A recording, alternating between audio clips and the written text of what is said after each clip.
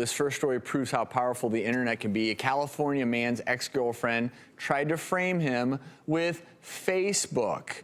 So 25-year-old Stephanie had her ex-boyfriend arrested 4 times by pretending he was stalking and threatening her on Facebook. Investigators are saying that she created a fake Facebook account to try to frame him. She claimed that he had violated a restraining order she had on him, stalked her, told her over Facebook he was going to kill her, but come to find out she was the one sending the threats to herself. She ended up pleading guilty to perjury and false imprisonment by menace, violence, fraud, or deceit, and has received a 1-year jail sentence as well as 3 years of probation.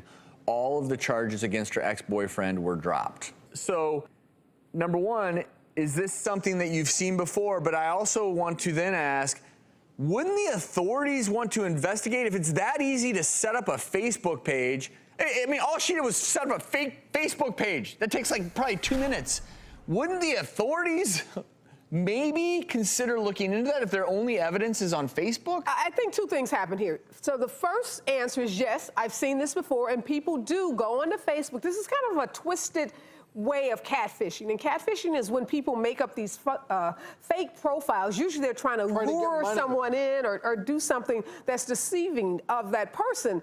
But in this case, what bothered me was the law enforcement community assumed that if this woman was making the report about a man, that it was probably true that he was stalking her. So there was some bias, I think, in the law enforcement community, and they didn't We got the raw end of the deal there. He kept saying, this isn't me, this isn't me, and they didn't take him very seriously when he kept saying that he wasn't doing this, and he kept pointing the finger at his ex, and they didn't believe him. Well, and there's a big problem here. The problem is, and we've all heard the story when you cry wolf, and it belittles women who are in true domestic abuse situation. It belittles their plight. Yes. And then, of course, people will hear a story like this, and you know, and that's my big concern, is if it's that easy to do it on Facebook and the authorities are not even willing to investigate whether or not it's all a hoax. I think, again, the guy was arrested 4 times before they finally looked into it. Let's be fair, they did finally investigate it. I agree with you. So they didn't get it right. They got it right, but they shouldn't have taken